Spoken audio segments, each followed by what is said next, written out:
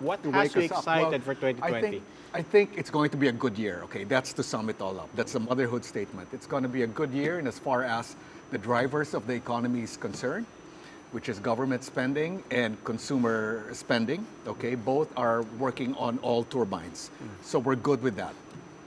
Inflation will be at bay, and I think we'll also see an uptick in local investments, only because the central bank has already announced a zero point 0.5 reduction or possible zero point 0.5 reduction in interest Interest rates. rates. No, in interest rates.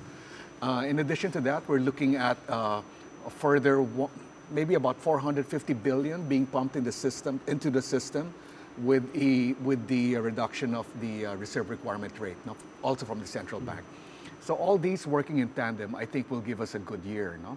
Which is not to say that we're in a good place.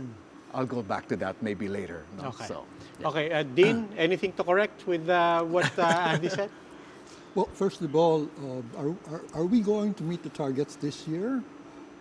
I think not. Too NEDA ambitious? tends to be optimistic, but I feel that the fourth quarter has to be very good to meet the target. Okay. But that's we're looking forward, and Okay. I want to be upbeat. No, sige. Mr. Limlingan, let's just round it out very Sure. quickly. The markets, what do you see? Well, I think it's reset. Risk-on sentiment again. That's always the case in January as it comes on. I noticed the first 3 trading days have been a bit sluggish. Obviously, they're coming back from the holidays, but I think it's going to slowly work its way back in. Normally, the foreign funds they want to get the briefings from all these brokers as to where to place their investments. Also, with Chinese New Year, just out of some superstitious beliefs, but they know that we're coming off a low base where first half of the year we only grew 5.5%.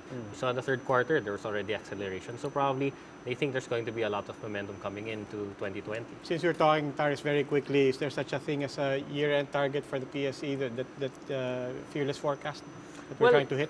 Everyone, I think if you look at the consensus, we're looking at maybe 8,500, and that's an assumption that the economy grows at between probably 6.3, 6.5%. Yeah. Assuming that, remember, historically, every administration, they ramp up their spending just to get all their projects done by the time of the end of the administration. So if we go closer to 7%, I wouldn't be surprised if we already make another hit back at the 9,000 level. my point is this: although we are growing at a healthy rate and have been for maybe the last 10 years, I think the fundamentals of the economy are weak. Weak because it's consumer-led and spending-led, okay? As opposed to being investments-led, manufacturing-led, and exports-led. And I think the paradigm of, let's say, Vietnam or Thailand would be a more stable, a more stable foundation to build the economy on. I think we've done, the last administration and this administration has done a lot of good in fixing the, shall we say, seal of good housekeeping. No? Fiscal and monetary policies are in place. I think the time is now to make the shift towards being a more investment-friendly destination or investment-friendly economy.